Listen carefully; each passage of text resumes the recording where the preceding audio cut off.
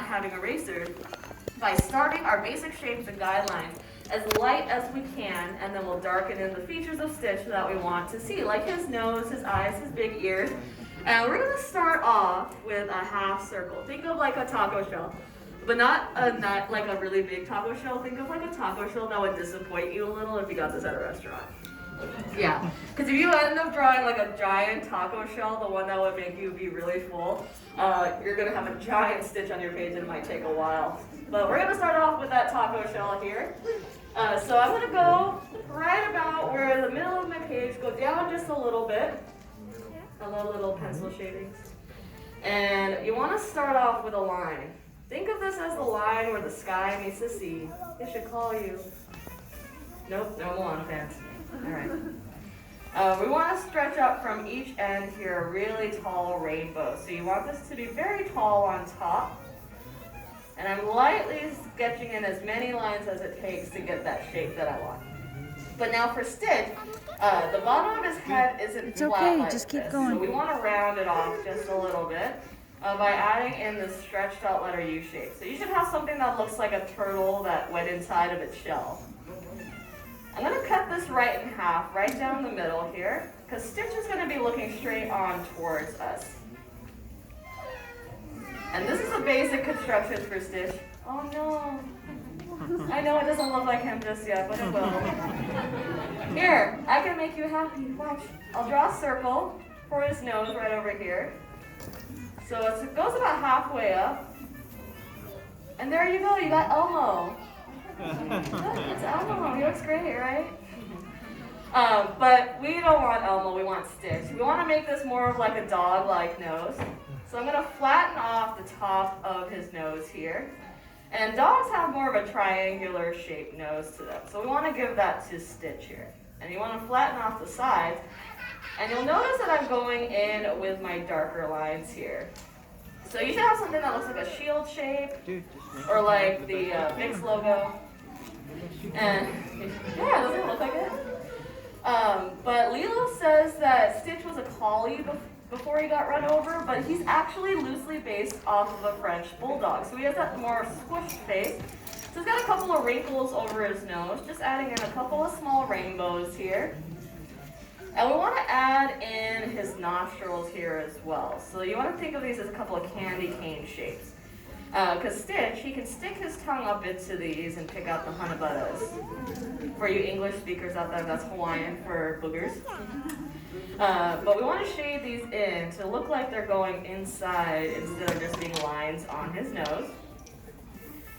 And we want to give Stitch his mouth next. So he's got a very wide smile.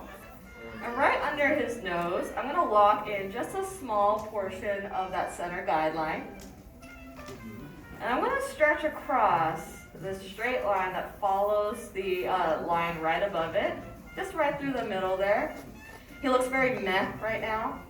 But we want to curl up the corners of his smile near the edge of his head here. We want to make him look very mischievous because, you know, his badness level is really high for someone of his size.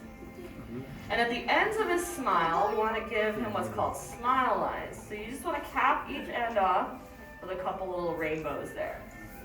And I'm going to give Stitch a closed mouth smile because he's got a lot of teeth and I don't want to draw a lot of teeth. It's like that part where he bites down on Pleakley's head in the luau. And Nani's like, "Are you okay? Your head looks swollen." And Jumba's like, "Actually, she's just ugly." But I love Lilo and Stitch. There's another part where you see Stitch's teeth where Lilo wakes up Nani to show her that Stitch can play Elvis music like a record player out of his head. And that scene's really fun too because if you look on the back of Nani's wall, there's actually a poster for another Disney film. Does anyone know what that Disney film was? Mulan. Yes, Mulan. Because Mulan and Lilo and Stitch were both made not here in California. They were actually animated over in our Florida studio when that existed at the time. Rest in peace, Florida studio. Yeah, it's moved to Vancouver now. But yeah, so both of those films kind of had little callbacks to each other and that. But you want to go ahead and start giving Stitch his eyes next. He's got that light blue color that goes around his eyes to bring focus to those eyes. So we want to add these in here, right over those smile lines. I'm going to add in these stretched out letter U shapes from the side of his nose to the side of his head, because they're very large. They actually wrap around the sides of his head. And now I want to bring up and over this rainbow that blends in with the sides of the head there. Now, when we lock this in, his eyebrows actually sit on top of these shapes here. So I'm going to make my line weight a lot heavier on the top, so really building it up to get those really nice eyebrows. He probably watches a lot of YouTube videos to get these brows. Yeah, probably someone named Nikki. Now, I want to go back and lock these parts in, and then his eyes are going to sit on the inside here. So right over the letter U shape, you want to add in the stretched out letter U's, just fitting into the middle. And look, Stitch is taking a nap. It's like what some of us need right now. But we want to wake him up, giving him a cuter look. So I'm going to pull up and over this rainbow, going from one end to the other of that letter U shape. He's going to look like that part in the movie where Lilo's wishing for an angel and he pops out of his crater laughing maniacally with those glowing green eyes. There we go, that's what he looks like. But we want to make him look extra cute here by adding in a little highlight here at the top of his eyes. You want to add in this small little circle there. And then we'll shade in everything around that little white circle. Now, for Lilo and Stitch, when they came up with the idea for the movie, they wanted this alien to be lost in a forest.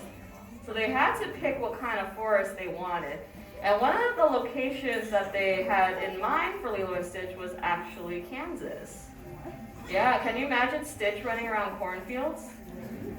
They wanted him to feel isolated. So the middle of the country was pretty isolated to them, but it wasn't isolated enough because Stitch could still run off to like St. Louis or something. So instead, they picked an island in the middle of the ocean that takes 5 hours by plane to get anywhere. And they decided to make him afraid of water so he wouldn't swim away. But I think the real reason that they picked Hawaii was because they told the artist that they had to do research for the film. That's okay. Just close the doors. They told the artist that they had to do research for the film and they had to go visit the location that they picked. So where are you going to go if the company says they're going to pay for your trip? Hawaii, right? But I locked in his, I gave him like these little eyebrow muscles on top there. And we want to lock in the rest of his head here as well. But for Stitch, before we can lock in the top of his head, he says he's cute and what? Yeah, fluffy. So Stitch has some fluff on top of his head. And you can give him a different hairstyle if you want. You can give him an Elsa braid so he can let it go. You can give him some Elvis hair so he looks like an Elvis fan. But typically he has these little rounded shark fins, this little tuft of fluff right here. So I'm going to bring a shark fin going on up. I'll add one going over towards the right. And then a small one going forward here. And then you want to lock in everything around that. And there you go, you got Stitch the dumpling. It looks like a tasty treat from Tokyo Disney. We want to add in these nice big ears on the sides of his head that he has. And we're going to start with a general shape. We'll start off with a couple more half circles. So I'm going to go from the sides of his head here and extend up these two diagonal lines that look like a couple of antennae. And you want them to be about the same height. So if you want to draw a line going across there to make sure they're the same, go ahead. But we want to add in these C curves going from the sides to really bring out the general shape of the ears. They should look like a couple of mango slices. But we want to add in a couple of notches to Stitch's ears here because he gets into a lot of little fights here and there, especially with Gantu. So right here at the top left, I'm going to take out a little sideways V cut there. And then the bottom right, I'll do the same thing here. And we want to make these ears have some folds to them because right now they're looking flat. It looks like pieces of paper stuck to the sides of Stitch's head. So we want to add this letter S curve going from the side of his head. So I'm going to pull out this letter C curve. And then when I get about halfway up the top of his ear, I'm going to add in a backwards letter C curve, giving it that little fold to it. Now, Lilo and Stitch, when they went to Hawaii to do their research, they actually had a tour guide take them around.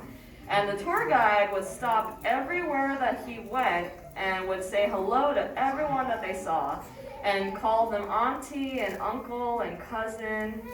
And eventually, they got to a point where they stopped him and went, dude, are you actually related to every single person that we've talked to today? And he said, no, but here in Hawaii, we treat everyone like their family. We call it ohana. And so the idea of ohana became very important to the film. So they decided to make that a central theme of Lilo and Stitch. But I locked in the back portion of his ear there and added in a couple of lines here at the bottom for the folds of his ears. But that's basically everything that you need for your own sketch of experiment 626. Go back, darken up any lines that might have faded or got smudged during your drawing process. You can add some shading if you like to, give him a lay so he'll calm down. Find a good spot somewhere next to Stitch and sign your name. Alright, in the end, did you guys have fun? Yes. We usually have an art show here, and I'd love to see how all of your drawings came out. So on the count of 3, let's turn our boards around, alright? 1, 2, 3, Stitch! Very nice job down here. Oh, you did a really good job there. Nice proportions over here, too. Oh, very nice. Everyone took into the fact of the disappointed taco shells. Gotcha. I love the hair that he's got there. You got really creative with that. Very nice job on the back rows, too. These are definitely out of this world. Give yourselves a big round of applause for job well done. You guys passed my class. I'm going to finish it. Go ahead, take your drawings off the board. Take these home with you as a souvenir. They're the only free thing you'll get here at Disney after all. I'll leave you here with Mia. She's going to help you on out. If we don't see you again for another class today, have a nice day. Class is dismissed. Bye, everyone. Have a big round of applause for your artist, Danny. Woo!